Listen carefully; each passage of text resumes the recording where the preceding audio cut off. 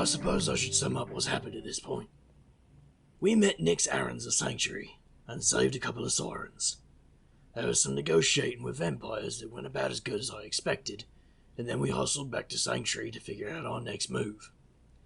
There weren't a whole lot of options, so me and Nix headed to Saskatoon for a sit-down with the Siren Queen, while the others prepared for a siege. When we tried to go back, though, we could tell something was wrong. Okay, so this is the building. We are here. And I think it would be most effective for you to station yourself in this room here. I'm going to roam around this area near the main entrance. Fiona, you'll need to stick close to the fitness areas here, if you can. Your sense should keep their attention off Kira. And where did you put your wards? I placed them in these hallways here and here, as well as in the main entrance. Zero Day and I found the children quite helpful in their placement, but other than the dozens near the medical ward, Zero was on his own, so I'm not certain where he placed them. Right. Anyone know where GD ended up? I am here. Apologies for running late. 0 Day found me at the barricades doing some heavy lifting. Okay, you two. GD, I'll need you up near the front lines with me. Of course. I'll need to get some duct tape and do some preemptive reinforcement. It's terribly inconvenient to have a limb go missing in the middle of battle. They should keep plenty in the supply closet. I'll show you when we're done here. All right, Zero. Give me some good news. So, this place has a decent signal, but there's not nearly enough tech pixies close by. They'll probably show up in waves, but the big numbers are going to take a while. We may not be much for fighting, but most of us are friends of Sanctuary. Plus, it's been a long time since we've had good cause for mass revenge pranking. Pix is on the prank warpath. Nice. Try to have them slow down anyone who makes it into the building. Just don't hold it against Valentine for wanting to keep them out of this. Alright? Aww. All right, GD, let's go get you that duct tape. Oof, they're here, out front, just outside Nix's wards. I saw two, probably more nearby. Before this starts, the children offered their markers earlier. We should put those to use. Fiona, come here. Give me your arm. All right.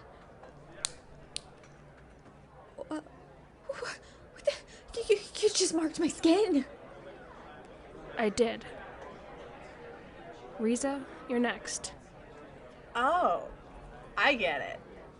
Yeah. Well, I'm glad you do. I, on the other hand, could use some explaining. Fiona, there is a reason I'm known as the Inked Goddess. You now wear my ink. As long as it's there, I can give you aid, whether it's simple communication or urgent healing. And you, GD? Don't waste your healing magic on me. I'll have more than enough duct tape in my pocket if I need it. And chewing gum. 0 Day? Any objections? Are you kidding? I get to wear an original for the fight. Can I pick the color? You get what you get. 0 Day, can you get GD taped up? I got some bloodsuckers to talk to. Fiona, you ready for a fight? Against those who hurt Kira. Beyond ready. Those monsters will burn.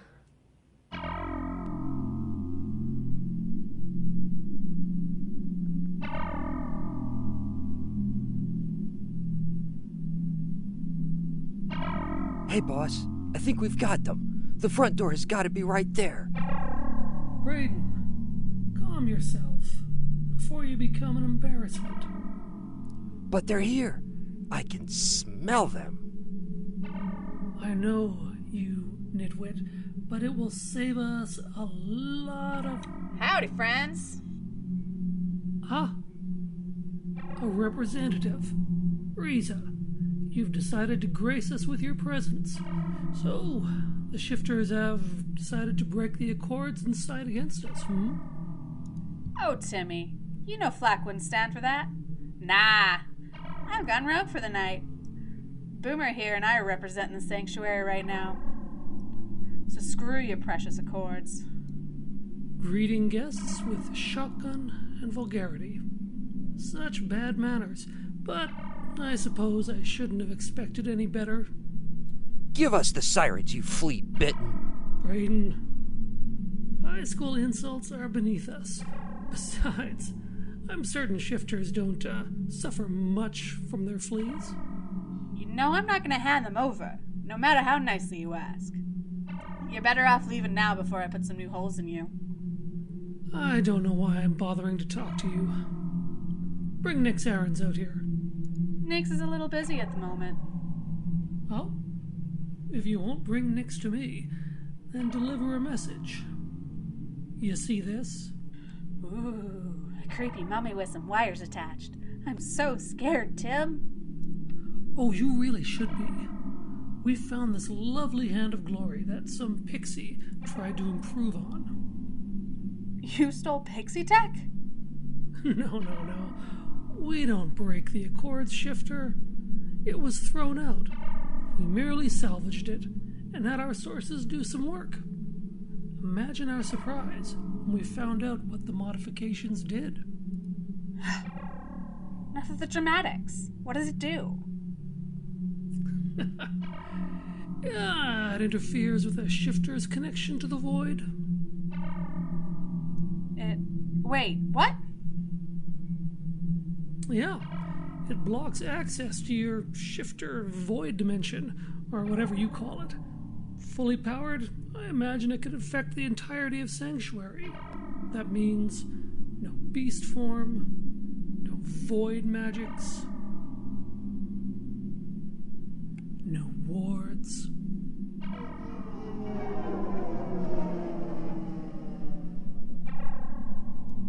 Oh no.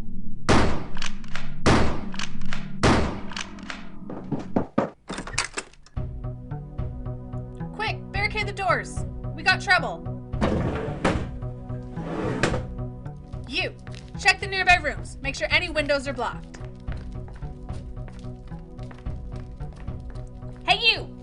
Void's cut off. Wards are down. Fight's about to start. Get the word out. Move it! Got a hiccup in the plan.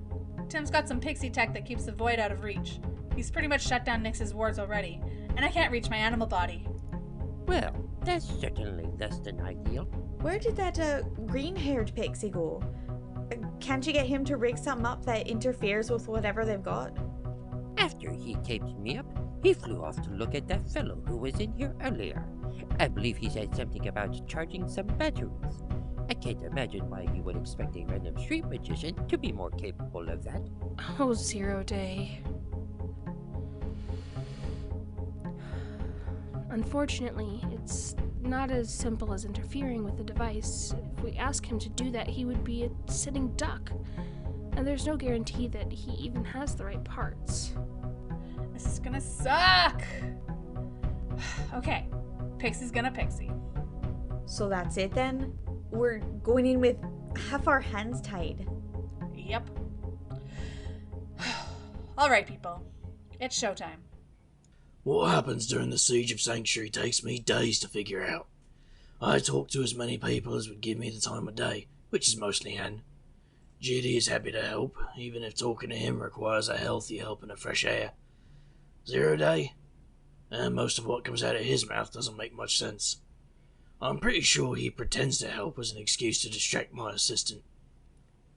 From what I can gather, GD and Reza decided to take different routes to their post, and GD, apparently, finds trouble first. Reza isn't far behind him.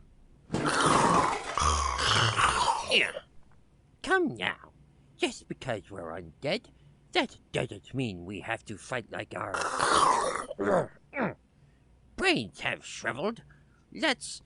Now that was uncalled for. Oh, if you could just step right there. You're not gonna trick me that easily. Excuse me? Those rewind traps are more useful than I thought. Ahem. I believe this is where I'm supposed to say, who's next? Ah! What to do with you? I can't very well leave you here.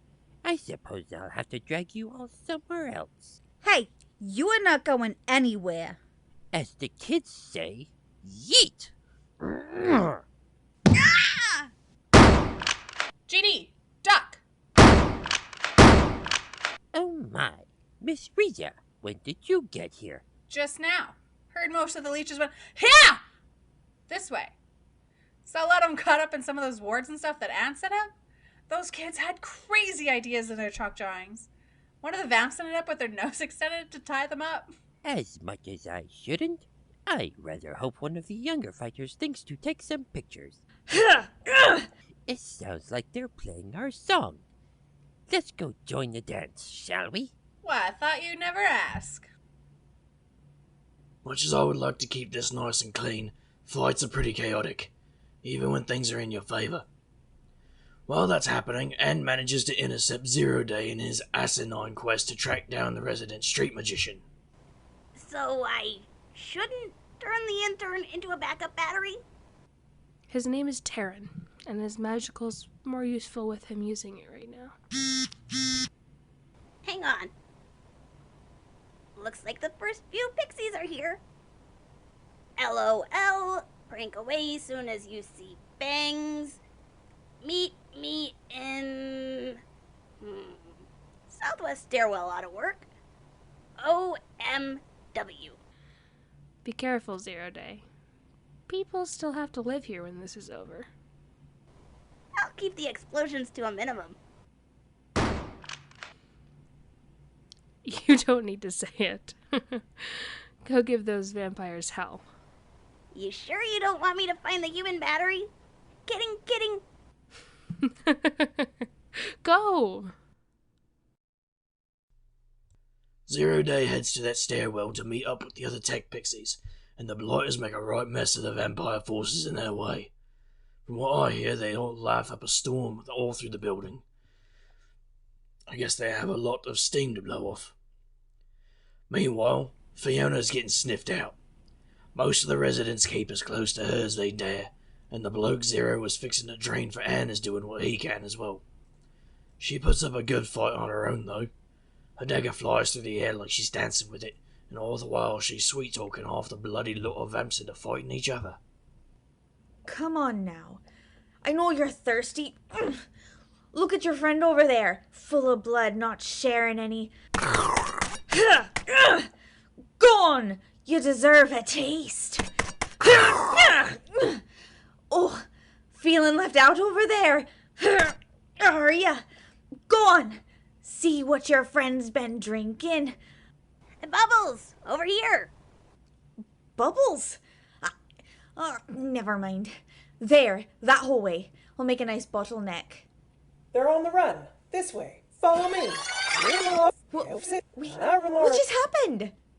You know, non-flying people never look up. Zero Day, we have a problem. There's still more vampires coming. Oh, don't say it. You know things aren't looking good. I'll put in a word with my contacts. Get in touch with Valentine and see if he's on the way. Fine. It's a deal. I'll call Valentine.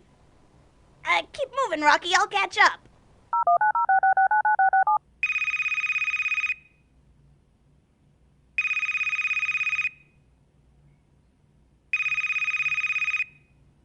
You have reached the voicemail of Finn Valentine. Hey, Wiggly. What's up? You know that favor you owe me? I need your help with Sanctuary. We're sorry. Your message could not go through. What? Oh, freaking rewind traps. Weird. Zero Day, did you get through to him? Sorry, I managed to get one of the stickier rewind traps caught on my sleeve and didn't notice.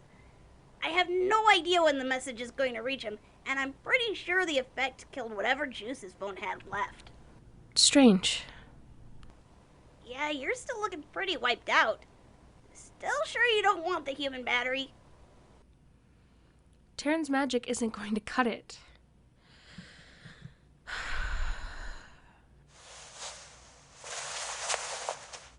Janus coin? That bad? Yes. That bad. The activated wards are dangerously close to failing, and I'm not sure how much longer I can keep healing. The coin gets the job done. The inked goddess gets just enough of a boost to last the rest of the night. With that second wind, she sends a little energy and hope to anyone she managed to get a drawing on. As the night comes to a close, that little hurrah fades fast. There's exhausted fighters trying to keep vamps away from where Kiara's resting. Just down the hall, Fiona's barely keeping a mob of them at bay. GD keeps getting dogpiled. Riza's losing space to maneuver. Dawn's about to break. They've almost made it. And that's when Nix and me finally make it back with the Queen. Is this it? This is your sanctuary? Not much to look at right now, but it's a mite prettier in the daylight. Is that... Of course. Tim wouldn't deign to dirty his own hands. That fella there is the one after my sirens. He is. What's that thing he's holding? It's disgusting. Hold up. That looks like pixie tech. I'm not sure what it does or why he's got it, but I'll bet it's bad news. You fool! What do you think you're doing? Not sure, but it involves breaking Tim's new toy. I think fast as I run at the smug vampire. Sleeves pulled back, Zippo at the ready. I call on the cartoon rat, and quick as I can send a streak of lightning straight at the mummified tech rap hand. Tim yells out in surprise as the nightmare gadget practically explodes in his grasp. I quickly run the Zippo along another tattoo and bring fire to my other hand as he turns on me.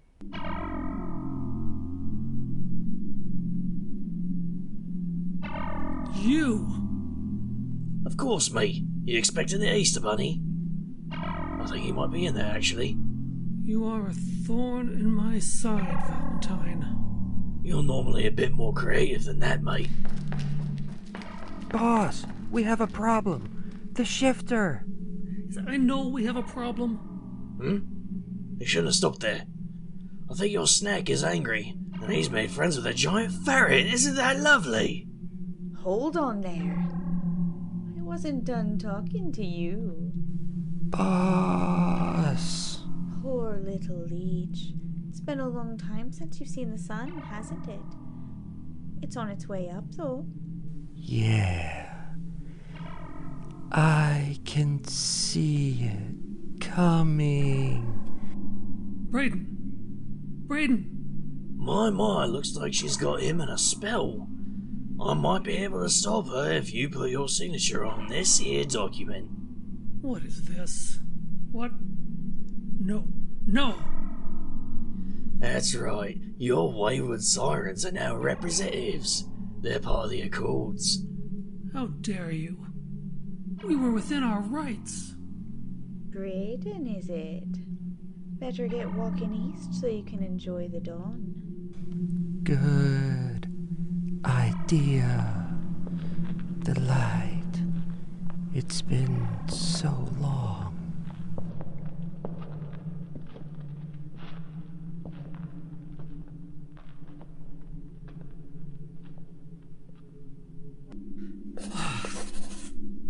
Family, you understand.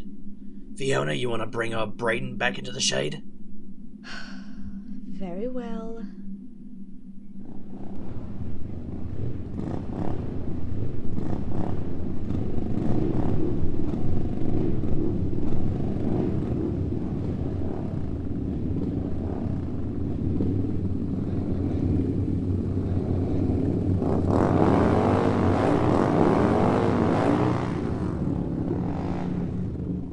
So now you've got a choice. You've got a fresh street magician in front of you, and a pack of shifters on the way who've been just itching for a fight. You can either deal with that, or walk away now, and leave Sanctuary alone. Keep your windows closed at night, Valentine. Everyone, we'll be going. Well, now that's done, I believe Sanctuary needs to prepare for tonight's celebrations. Celebrations? Yes, I'll have your invitation delivered. I suggest you get some rest and clean yourself up. Best idea I've heard in the last, probably 27 hours. That doesn't particularly compliment any of your so-called plans during this escapade. Never claimed they were good plans.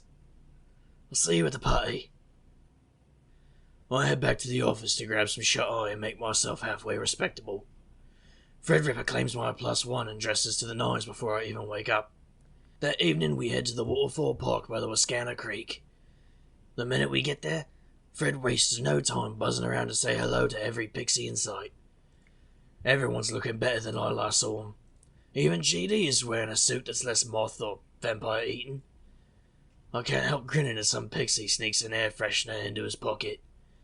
Some shifter kids make a game of trying to get close to smell him without his noticing, and he plays along. It's hard to tell, but I think he's smiling. Fingal, I'm glad you could make it. Oh, hey, Anne. You did seem lost in thought for a moment. I heard a good pickup line the other day. Care to hear it?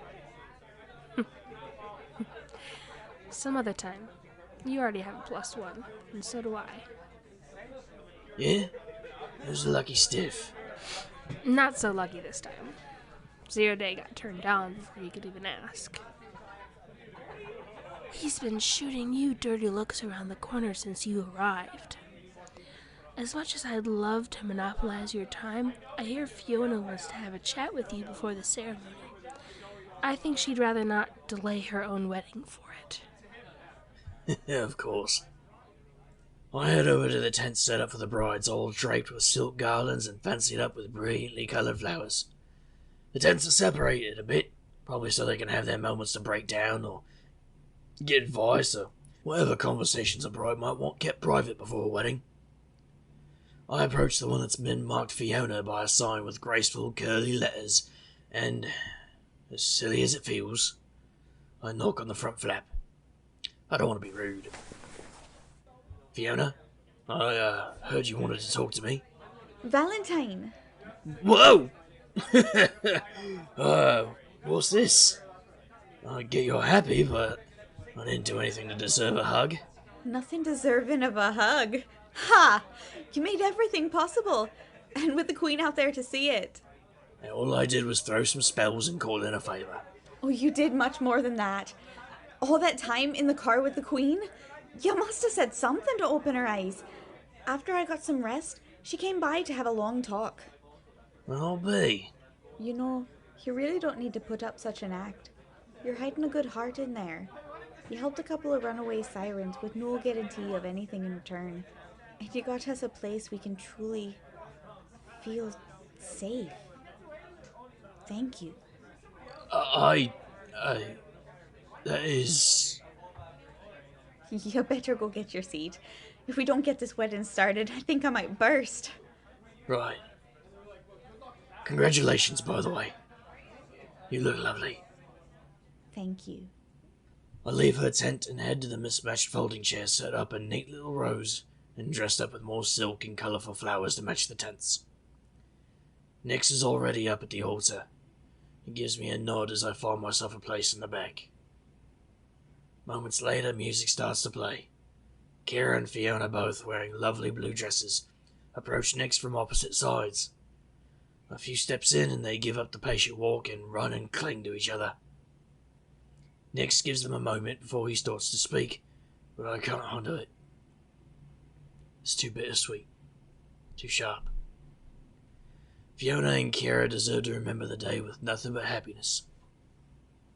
So when their backs are turned to the crowd, I get up to go home.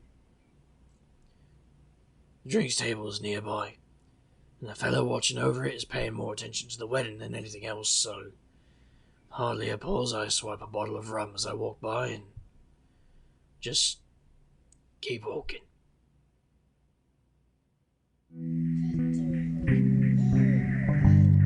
You have been listening to the Graveyard Tapes, Sanctuary, Part 3. Written by Angela Dumoulin. Edited by Dustin Gray, Aidan Morgan, James Nichols, and Nikki Ewart. produced and audio edited by Miguel Diaz III, with the voices of Chase Hunter as Valentine, Angela Dumalag as Zero Day, Maxine Bachman as Fiona, Aidan Morgan as Tim the Vampire, Caitlin Sinnott as Riza, James Nichols as the Great Dead Detective, and Braden the Vampire, Rue Dickey as Nyx Ahrens, Rick the Whitebird as the Siren Queen, Alan Morgan as Taryn, and Pam Torgrimson as Phone Voice.